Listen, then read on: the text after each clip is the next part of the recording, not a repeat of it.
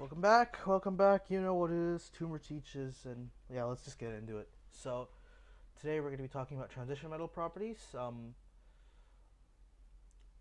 This is sort of a continuation of the periodicity topic for from SLs to HLs. The only difference here is now we discuss transition metal properties, trends, and so on and so forth. So let's formally start by defining what a transition metal is. And a transition metal is an element whose atom has a partially filled d sublevel or forms a cation with a partially filled d sublevel. Note that this means that zinc, cadmium, and all of group 12 are not classified as transition metals because they only tend to form 2 plus ions. Um, both of which with their electron configuration causes fully filled d sublevels. And if you do the electron configuration, it's pretty obvious to figure out that their uh, electron configurations have fully filled d sublevels. Um, Firstly, let's consider transition metal oxidation states, uh, which characteristically have multiple ionic oxidation states, which is a bit different. The reason they can have multiple oxidation states is because if we go draw an energy level diagram here, which let's go switch over to my other monitor. Um, so let's draw an energy level diagram here. Uh, so this is an S orbital. This is, for the sake of example, let's call this 4s3d, which, um, as we know from topic 2, if I didn't cover it already, 3d is actually higher in energy than 4s for some weird quantum mechanical reason. But however, what is important to note is that this gap here, let's call it delta E, is actually very small. So if I fill in, let's put in some electrons. Uh, yeah, I like that. So this energy difference is very small, and as a result, more or less what happens is that they sort of merge to become one valence valence orbital, I guess. They sort of merge to become what is essentially the valence level. They they merge together and essentially behave as one valence level. Um, and because um, it's more stable for electrons to only have three main energy levels as opposed to four main energy levels, these 4s electrons are lost first. And then that always causes a +2 charge. And then since these are similar in energy, adding more energy will remove the d orbitals electrons. Um, since they're similar in energy, their ionizations tend to go remove the s electrons, and then it doesn't matter. Um, so hopefully that makes sense. Let me try and think of a better way of explaining it. Well, since the energy difference is similar, it'll lose the 4s electrons first, just so that it can be more stable, and then it'll behave sort of like a normal metal.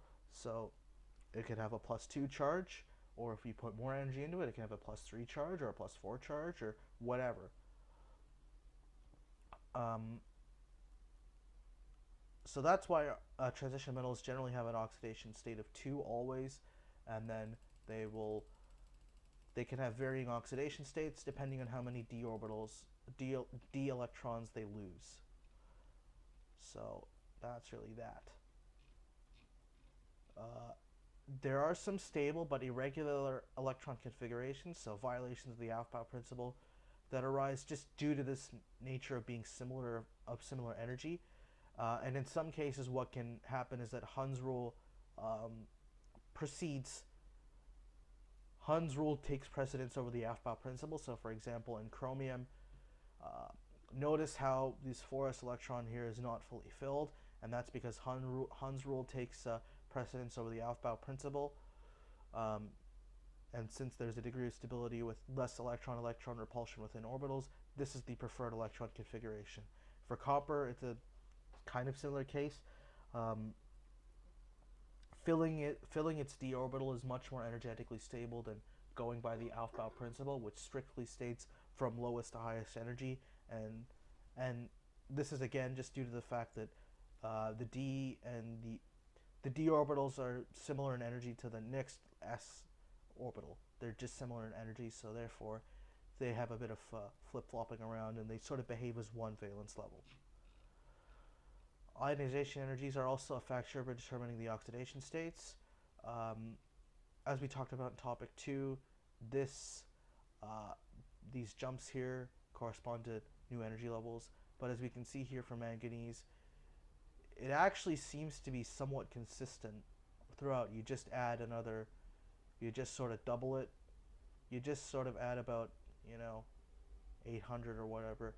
Like here you add 800, okay, sure, there's a bit of a jump here, but then it's a similar sort of linear increase before this a big spike of 7,000, whereas compared to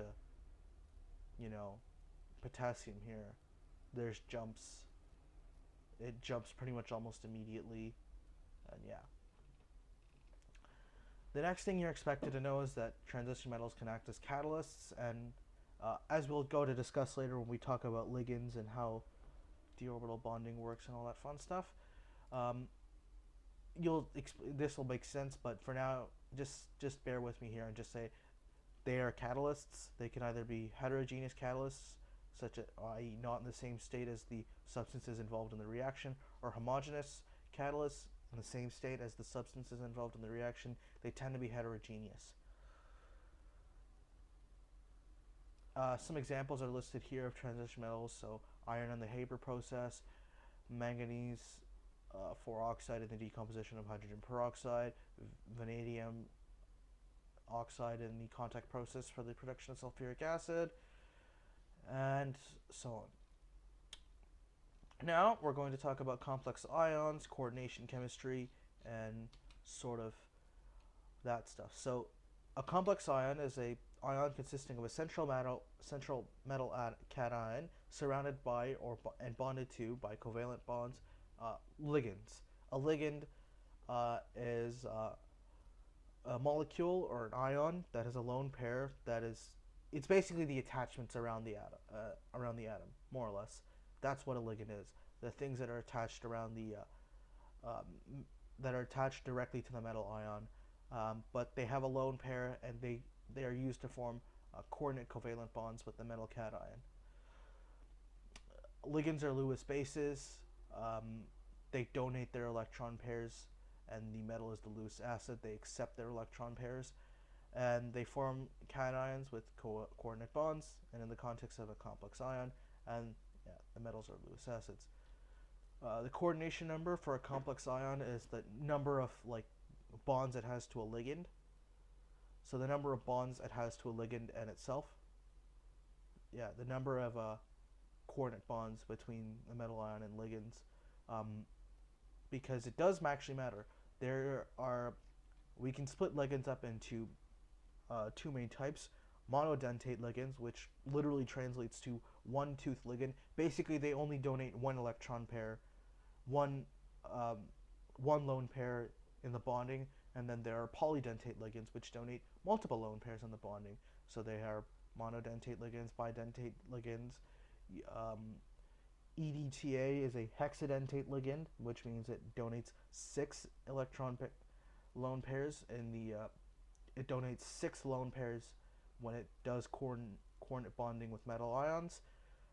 Here is an example of a bidentate ligand, so 1,2-ethane-diamine, and there are lone pairs here on the nitrogen which do coordinate bonding with this copper ion. So it takes on this general formula, CuH2O4, and then whatever, and 1,2-ethane-diamine, and then it still has a net plus of 2. Pause the video now if you. I'm not going to do all of them, however, I will do this one. Pause the video now and give that one a try and fill in this table.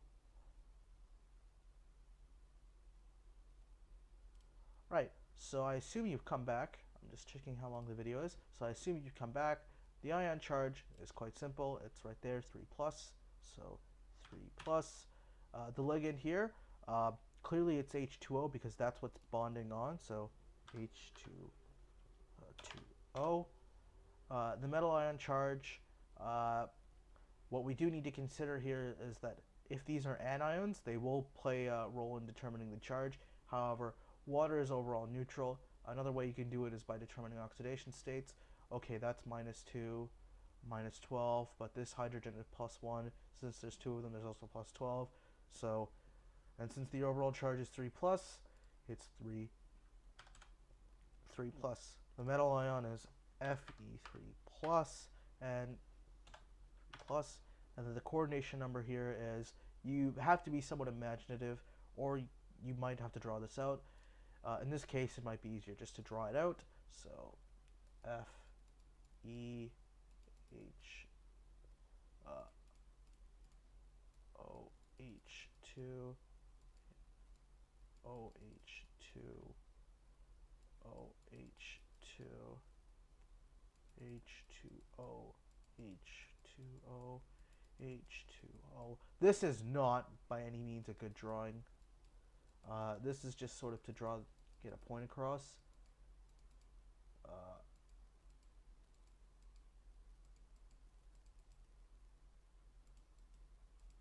So, in order to have 6 attached, we can have 1 bond, 2, 3, 4, 5, 6. So it's a hexadentate ligand. So coordination number of 6. So that's that. A coordination compound is an ionic compound where there is a complex ion, and you write the complex ion in square brackets. That's just the general notation, because that's what makes sense. Okay, hang on. I need to. Here, let me get it. Let me switch over. So, yeah, as I was saying, while I erase paint and get a new paint window open, you can just read that for yourself. But yeah, so fill in the chart below. We're not going to do that. The last thing, well, the second last thing I want to mention here is the colors of transition metal compounds. But before I do that, I should probably go into more detail with that catalytic behavior. Since we know that they can tend to form ligands and complex like coordination compounds, basically what it amounts to is that a catalyst, by definition, is something that creates an alternate pathway that has a lower activation energy. And what it amounts to is that since transition metals can do coordinate covalent bonding, which is actually somewhat weak, it can essentially hold something in place, and therefore orientation is held constant. And because one of the factors for a reaction to go forward is the number of successful collisions, which does depend on the orientation, at least since it's constant and the orientation of the two molecules aren't changing, since one of them is held constant, more successful collisions can occur per unit time, and therefore the reaction rate is faster. So now that that's been explained, lastly I want to mention colors of transition metal compounds. Basically, when a ligand bonds to a transition metal, it'll actually cause the d orbital to split, and the d orbitals to split, they split into 3dx, yz, and the two other d orbitals, which I don't remember. I think it's like y squared minus z squared or whatever. Anyway, my point is that when you add a ligand onto it, it changes the orbital structure within the atom, and that causes a splitting of the d orbitals.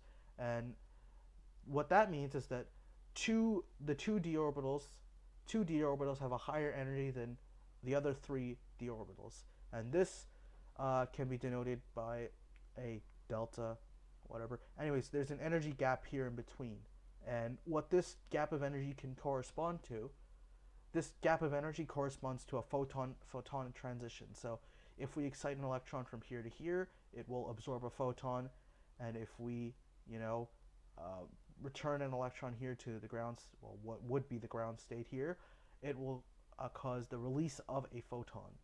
So a photon, remember, is just a particle of light, which can have a certain color, like which has a certain color or wavelength, and we can actually calculate that, but we won't. But what you're expected to know is that concept in general. That d orbital splitting causes a difference in the energy between some d orbitals and other d orbitals, and this energy corresponds to a certain color of light or photon of light. Factors that can affect this splitting is the oxidation state of the metal, highly charged, the more or the charge, put simply the charge of the metal ion. The higher this is, the more splitting there is, and that means the difference in energy is much higher, which causes the color to be different. In fact, it causes the absorbed color to have a higher energy than a lower. Then basically, the higher this energy difference, the higher the difference in energy, the higher frequency, the higher energy the photon is, the light produced is, and that's proportional to the frequency of the color. So the higher frequency the color absorbed is. And then next we have the identity of the ligand. Ligand's degree and the degree of basically different ligands have different pulling effects. And here is the spectrochemical series, which you're given in the data booklet. So that's all you're expected to know here. And lastly, last second last is the identity of the metal. Different metals have different pulling effects. I feel that's kind of a given. And lastly, we have the geometry of the complex ion, which basically, splitting in a tetrahedral complex is less. There's less splitting in a tetrahedron than there is in an octahedron, which is what basically it amounts to. Now, we need to talk about absorbed versus observed color. Basically, we see the observed color we see is the complementary color to the color that was actually absorbed, and the easiest way to determine the complementary color is take a color wheel, which is what you're given in the data booklet. Say you're told that the complex appears orange, right? Because that's an easy observation to record in the lab. What color did it absorb? Since we observe orange, the complementary color is the one that is directly opposite to that. What do I mean? Here, green-blue is the opposite color. It's directly across from it, like 180 degrees. Take the color that is 180 degrees off from where you are, so that would be green-blue. It doesn't matter if you go this way or this way, you still end up at green-blue. So basically, what you can deduce from that is that the color observed is inversely proportional to the splitting of the orbitals, the energy difference, the difference in energy between the two orbitals is inversely proportional to the color that we observe. No, not quite. Well, anyway, you'll have to use a color wheel to determine that one, but that's sort of that there. Lastly, we talk about paramagnetism, diamagnetism, and ferromagnetism. Paramagnetic materials contain some unpaired electrons and are thus weakly attracted to a magnetic field. They're weakly attracted. Paramagnetic materials are things that contain unpaired electrons, and therefore they can be attracted to an external magnetic field. Diamagnetic electrons contain only spin-paired electrons and are thus repelled, albeit weakly, by a magnetic field.